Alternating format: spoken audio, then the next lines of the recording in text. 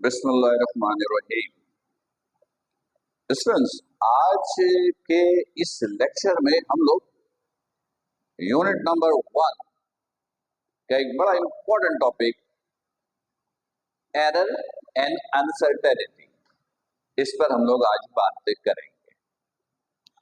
यानी टॉपिक हमारा क्या है?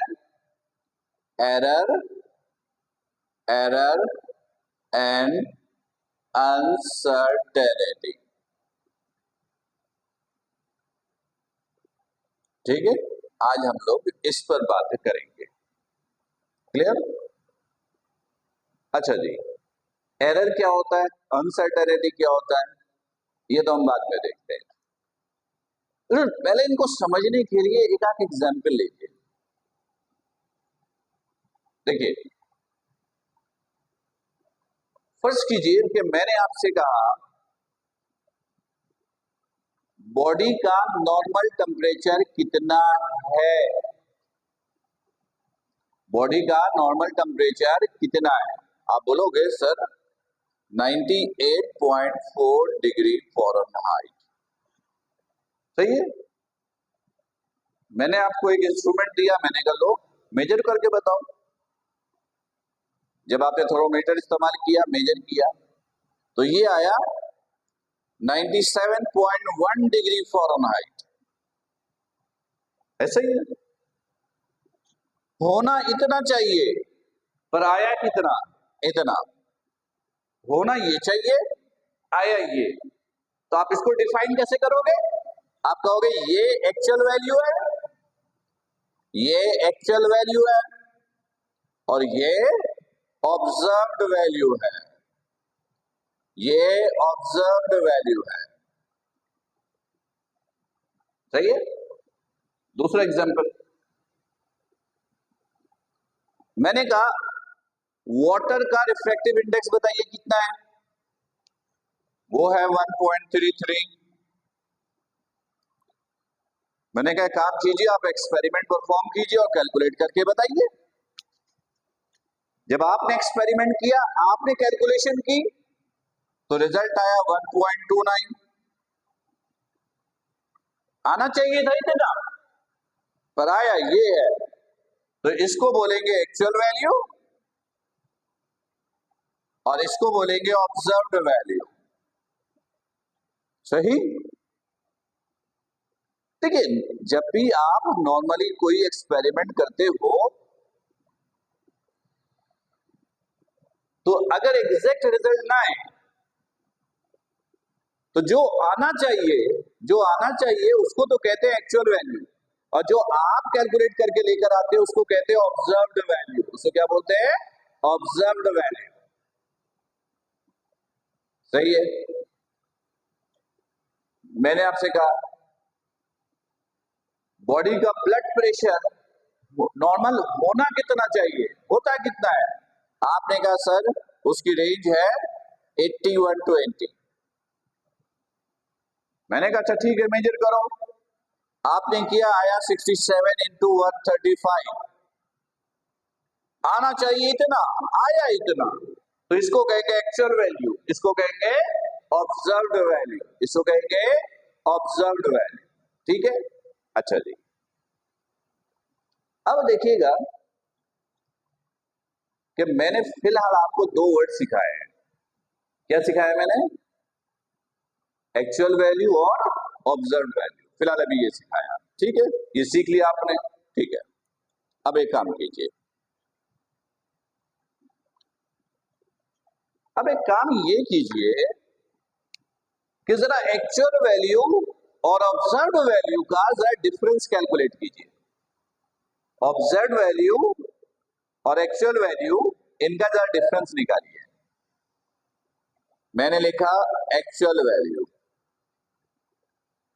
एक्चुअल वैल्यू, और ये ऑब्जर्व्ड वैल्यू, ऑब्जर्व्ड वैल्यू। अच्छा, इसको मैं 2 टाइम लिख रहा हूं, एक्चुअल वैल्यू, ऑब्जर्व्ड वैल्यू। सही है। ठीक है, इन दोनों का यानी एक्चुअल वैल्यू और ऑब्जर्व वैल्यू का आप जरा डिफरेंस निकालिए। एक्चुअल वैल्यू और ऑब्जर्व वैल्यू का आप क्या निकालिए? डिफरेंस, यानी ये निकालिए। ठीक है, अब सुनिएगा, निकाल लिया, इसको आप रीड ऐसे कीजिएगा, the difference between actual value the difference between actual value and observe value, ऐसे रीड करेंगे। अच्छा, अब क्लियर कीजिएगा, एक्चुअल वैल्यू दो टाइप की होती है। एक्चुअल वैल्यू दो टाइप की होती है, एक नोन और एक अननोन। एक नोन और एक अननोन। मैं समझाता हूं। मैंने जो एक एग्जांपल दिया कि वाटर का रिफ्रैक्टिव इंडेक्स कितना है, आपने कहा 1.33। आप कहीं भी चले जाएं, किसी लैब में चले जाएं, किसी कंट्री में चले जाएं, वाटर का रिफ्रैक्टिव इंडेक्स पूछेंगे तो 1.33 ही कहा जाएगा। यानी ये सबके लिए फिक्स वैल्यू है। जो वैल्यू सबके लिए फिक्स होता है उसको कहते हैं नॉन एक्चुअल वैल्यू। क्या कहते हैं उसको? नॉन एक्चुअल वैल्यू, जो सबके लिए फिक्स हो, चेंज ना हो सकता हो, इसको कहते हैं नॉन एक्चुअल वैल्यू। और अगर एक्चुअल वैल्यू फिक्स ना हो, जैसे फॉर एग्जांपल क्लास में आना चाहिए था आपको 4 PM पे, आप आए 4:10 पर, तो ये जो एक्चुअल वैल्यू है 4 PM ये फिक्स नहीं है ना। डिफरेंट क्लासेस के लिए टाइम डिफरेंट हो सकता है, डिफरेंट प्लेसेस पे डिफरेंट हो सकता है। तो इस तरह की एक्चुअल वैल्यू को कहेंगे unknown actual value. Unknown actual value, unknown actual value, right. अब गौर से सुनिएगा, the difference between known actual value and observed value. The difference between known actual value and observed value is called error. Is called error. Known actual value और observed value का difference क्या कहलाता है? Error. और the difference between a known actual value and observed value is called uncertainty. Is called uncertainty. Uncertainty मतलब error और uncertainty एक ही family के लोग हैं। एरर और अनसर्टेनिटी एक ही फैमिली के लोग हैं, फर्क सिर्फ नोन और अननोन का है। नोन एक्चुअल वैल्यू है तो एरर, अननोन एक्चुअल वैल्यू है तो अनसर्टेनिटी, राइट। ठीक है, अब यहीं से दो वर्ड और क्लियर कर लीजिए। अभी हमने आपको दो चीजें सिखाई, एरर और अनसर्टेनिटी। एरर अनसर्टेनिटी में सिर्फ नोन एक्चुअल वैल्यू और अननोन एक्चुअल वैल्यू का डिफरेंस है, दोनों की कैटेगरी एक है। अब इसको लिखेंगे कैसे मैथमेटिकली, पहले वो सीख ले, फिर दो और वर्ड की मीनिंग सीखेंगे। देखिएगा, फर्स्ट कीजिए कि ये एक स्फेरिकल बॉडी है, ये आपके पास एक स्फेरिकल बॉडी है, ये इसका रेडियस है 10 मीटर। रेडियस कितना है? 10 मीटर। मैंने आपसे कहा कि इसका रेडियस आप जरा कैलकुलेट करके दीजिए। वर्निंग कैलिपर से निकाल लो, स्क्रू गेज से निकाल लो, और भी बहुत सारी चीजें निकाल सकते हो, पर स्फेरिकल बॉडी के लिए तो स्क्रू गेज इस्तेमाल करते हैं। ये इशू नहीं है कि किससे आप निकालें, आप निकालिए। जब आपने रेडियस निकाला तो वो आया 9.8 मीटर जो आपने निकाला। तो इसको बोलेंगे एक्चुअल वैल्यू, इसको बोलेंगे ऑब्जर्व्ड वैल्यू। इसको क्या बोलेंगे? Observed value. मैंने कहा एरर निकालिए। एरर या अनसर्टेनिटी मतलब एक ही लेंगे, फर्क सिर्फ नोन अननोन का है, सही है। वैसे तो यह अनसर्टेनिटी निकलेगा क्योंकि रेडियस नोन होना जरूरी नहीं है। एरर कितना हुआ? This minus this, 0.2 metre. अगर ये रेडियस को स्मॉल r लिखते हो तो आप एरर को डेल्टा r लिखोगे।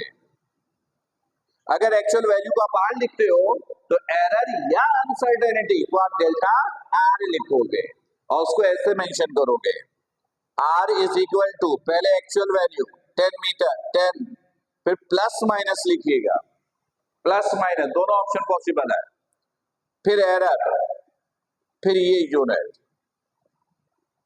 यानी इस तरीके से आप मेंशन करोगे अगर एरर या अनसर्टेनिटी है तो। फर्स्ट कीजिए कि मैंने एक वैल्यू लिखी है ऐसे, मैंने एक वैल्यू लिखी है ऐसे, v is equal to 30.5 plus minus 0.09 centimetre cube या मीटर क्यूब। फर्स्ट कीजिए मैंने एक ऐसी वैल्यू लिखकर आपको दे दी, तो इस तरह के रिजल्ट में जो पहली वैल्यू है इसको आप एक्चुअल वैल्यू बोलोगे। क्या बोलोगे? Actual value. और ये जो है ये इसको आप एरर इन एक्चुअल वैल्यू कहोगे, ये एरर है, ये वॉल्यूम v, तो इस एरर को आप बोलोगे डेल्टा v। आप इसको अनसर्टेनिटी भी बोल सकते हो, ये एक्चुअल वैल्यू, ये अनसर्टेनिटी, ये एक्चुअल वैल्यू, ये एरर, आप जो चाहो कहो। पहले एक्चुअल वैल्यू, फिर प्लस माइनस, फिर एरर, या अनसर्टेनिटी। क्लियर है? ओके। ये तो स्टूडेंट अभी फिलहाल मैंने एरर, अनसर्टेनिटी और सब कुछ लिखने का तरीका सिखाया। अब दो वर्ड की और मीनिंग क्लियर कर लीजिए पहले, फिर आगे बढ़ते हैं।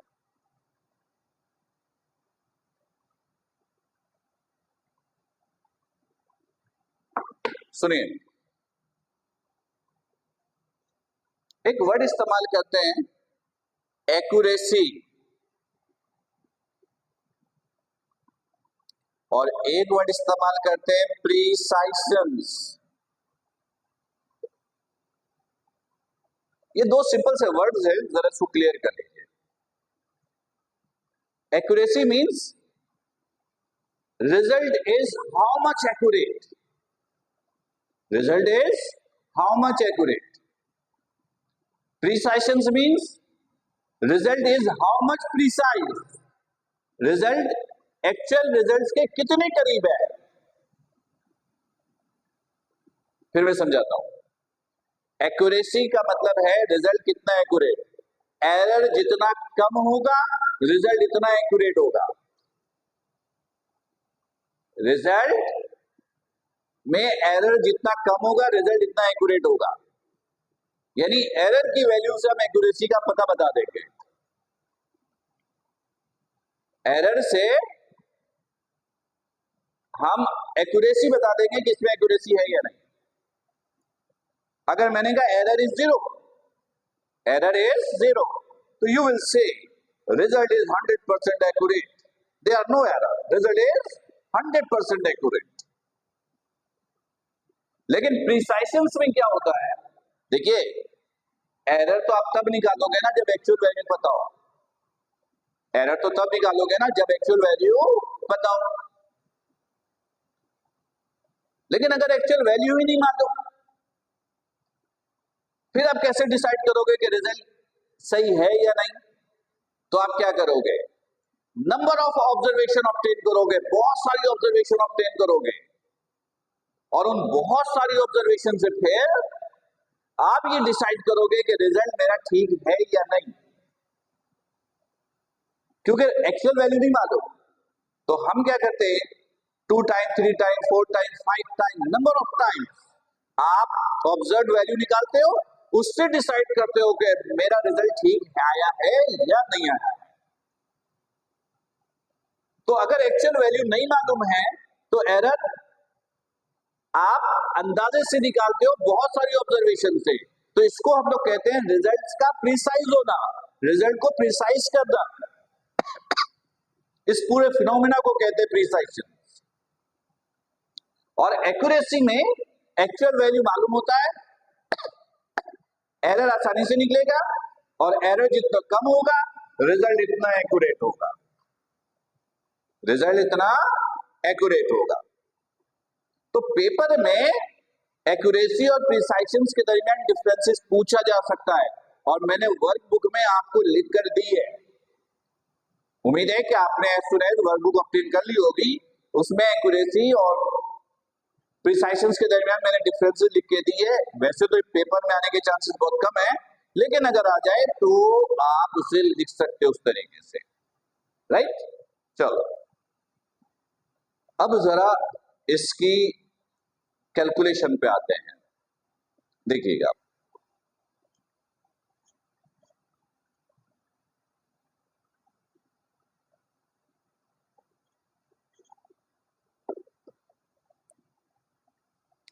देखिए फर्स्ट कीजिए कि it as a value A 3.2 plus minus 0.2 metre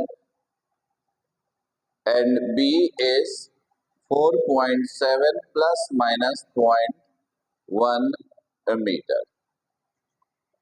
ये मैंने दो वैल्यू आपको लिख कर दे दी है, ए और बी। ए में ये एक्चुअल वैल्यू, ये उसका एरर, ये एक्चुअल वैल्यू, ये उसका एरर। आप ये भी बोल सकते हो ये एक्चुअल वैल्यू, ये अनसर्टेनिटी, ये एक्चुअल वैल्यू, ये अनसर्टेनिटी।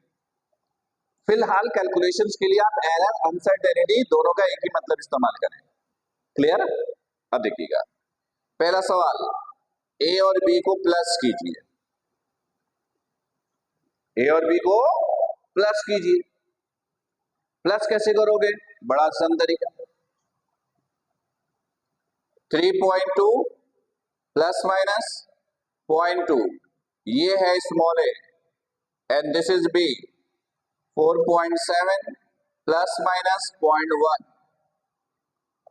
यूनिट लिखने की जरूरत नहीं, ये आपने ऐड किया। क्या किया? ऐड किया। तो बड़ा आसान सा रूल है, सिंपल एडिशन। देखो इन दोनों को लिखा ए प्लस बी, लेफ्ट हैंड पे ऐड किया। यहां पर क्या करोगे? एक्चुअल वैल्यू को एक्चुअल वैल्यू में ऐड कर दोगे, एक्चुअल वैल्यू को एक्चुअल वैल्यू में ऐड कर दीजिएगा। तो ये हो गया 7.9, 729 737, ये पॉइंट। अच्छा, ये प्लस माइनस, ये प्लस माइनस, तो इधर भी आप प्लस माइनस लिखिएगा। क्या लिखिएगा? Plus minus. 0.2 0.1, इसको सिंपल ऐड कर लेंगे, 0.3 0.3। ये तो बड़ी आसानी से आपने सीख लिया कि दो वैल्यू को जो एरर अनसर्टेनिटी की फॉर्म में लिखा है उसको ऐड कैसे करेंगे। क्लियर है? अच्छा, अब जरा सब्ट्रैक्ट करना देखिए। मैंने कहा a माइनस बी निकालिए, a माइनस बी निकालिए। अब ये आप कैसे निकालोगे? इधर देखिएगा, a 3.2 plus minus 0.2, this is b 4.7 plus minus 0.1। Subtract करना है, साइन चेंज, a में से b को माइनस करना है, a माइनस बी। समझिएगा,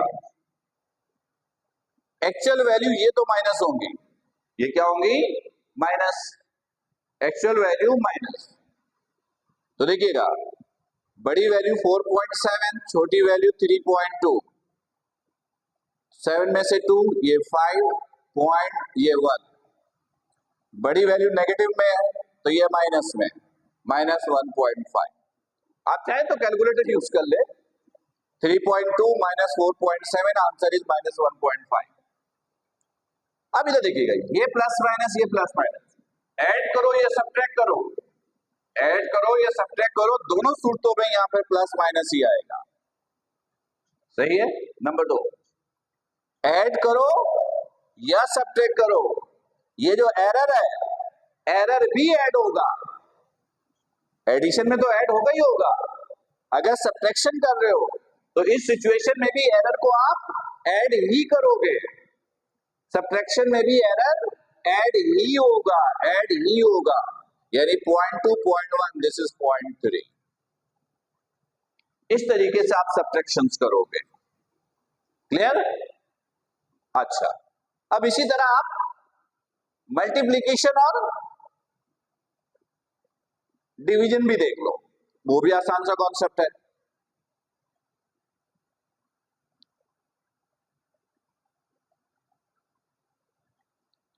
ये देखिएगा, आपको मैंने कहा a इंटू बी निकाल दीजिए, मल्टीप्लाई करना है। 3.2 प्लस माइनस 0.2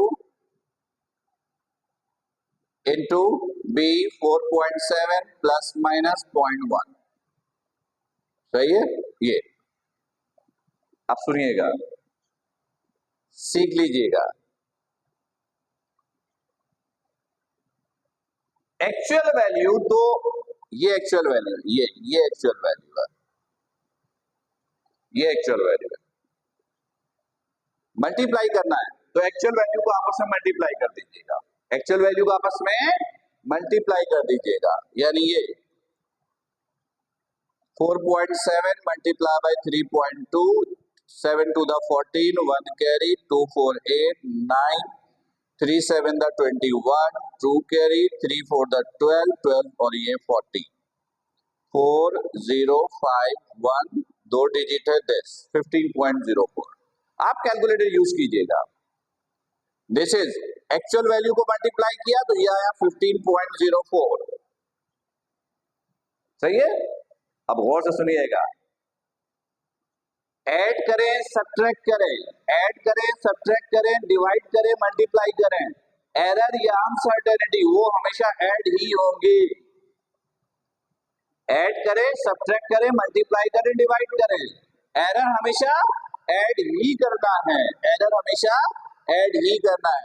यानी 0.2 plus 0.1, this is 0.3, this is 0.3, right.